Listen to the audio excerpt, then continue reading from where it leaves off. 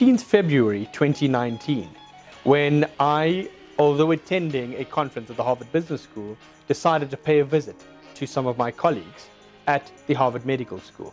I actually literally stumbled upon a conference and a presentation which changed my perspective on consciousness and degrees of consciousness, or what other people call patients in comas.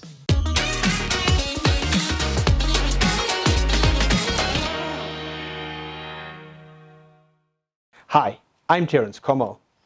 It was a freezing morning when I walked through Boston and got eventually to the Harvard Medical School campus and attended a medical presentation by colleagues within the Harvard Medical School on the ethical discussions around degrees of consciousness and what can and cannot be done.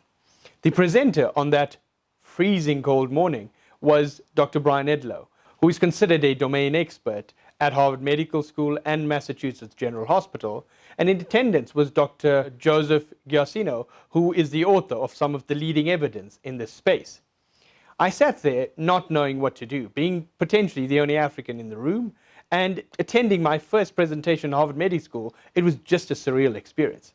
And what followed in the next hour and a half was life-changing in my perspective. The discussion centered around a 21-year-old young man. And without getting into too much personal information, he hadn't been involved in a motor vehicle accident. When the doctors showed us the evidence of what the patient looked like, they said his Glasgow Coma scale was 4 out of 15, which is consistent and in keeping with coma or unconsciousness.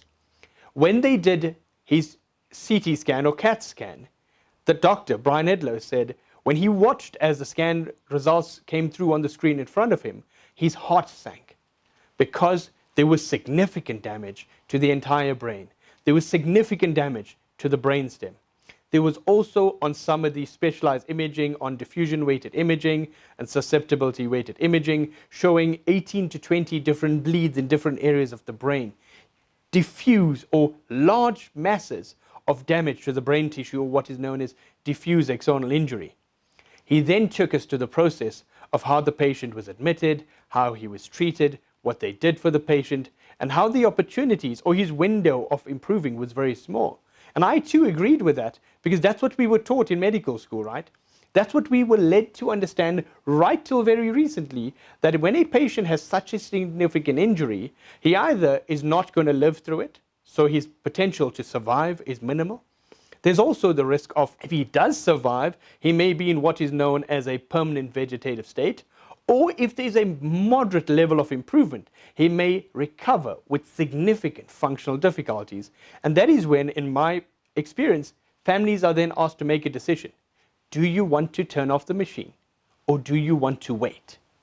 Commonly, pressure is exerted from the paternalistic or the advisory perspective from the doctors, who are saying, well, the opportunities are limited. He is potentially what some term brain dead. But in the presentation, as Dr. Edlow went on at Harvard Medical School, he then said these were their findings.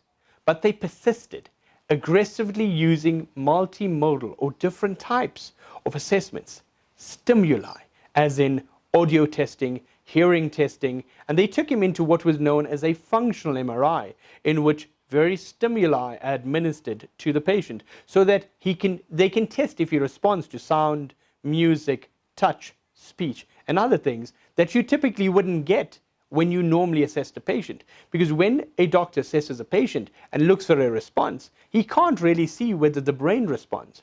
And when we get a brain scan, commonly they don't test doing any functional assessment. They do what is called a plain MRI, or something in which they assess the brain, but with no external stimuli to say, is he responding, is he responding? And when we reached a point in the discussion with some of the most amazing experts in the world sitting in that room, he then said, what do you think would be the outcome for this patient? And I, like the rest of them, started to believe, well, it's one of those three choices. And none of them looked positive for him or his family. He then showed us a picture of a young man graduating summa cum laude in his degree. That young man was exactly that same patient who graduated in a finance-related field, and it was actually quite a humorous environment in which he said he currently works in Wall Street. he's most likely managing your pension funds. Now, take a step back. And to me, what was discussed was amazingly profound, because there is a common practice, and I can speak from the Southern African space, is doctors will say, even if a patient is unconscious for a particular period, they draw inferences to say he'll always have a brain problem, particularly in the medical legal space. It's so fundamental because in South Africa, if a patient is unconscious for a limited period, and let me explain to you how that is done. That limited assessment of a Glasgow Coma scale, in which they test visual response, motor response, and speech response, is commonly done by a basic life support healthcare practitioner. So somebody who's done usually a 6-week training course, the basics of entry-level assessments, that's the first responder on the ground who documents. This is what I found. A specialist neurologist or neurosurgeon who's been practicing for 15 to 20 years, who's been a doctor for 30 years, then bases his entire medical opinion on somebody who's done a 6-week course, who may or may not even understand the concept of how to completely do that testing. Based on that, they then hypothesize to the honorable courts, to their law firms and instructing parties, this patient will never make it. He'll never succeed. He'll never amount to anything. He's always going to have a brain problem. And they then start to hypothesize. And in my mind, it almost starts to look like Alice in Wonderland, because you go down a hole of random speculation because just one set of tests said there was some portion of unconsciousness. But Harvard Medical School experts now say this is the finding. The finding is irrelevant of the seriousness of the injury of the brain. There is no 100% certainty on the prognostic value of the current systems in place. What to me was phenomenal is that research done by Dr. Joseph Garciano, is his research comes forward. The original research in the space was in 1995, in which the American Academy of Neurology said, these are the guidelines for depths of consciousness and assessments of patients commonly known as in a coma. It was then revised in 2002 and briefly mentioned in 2010.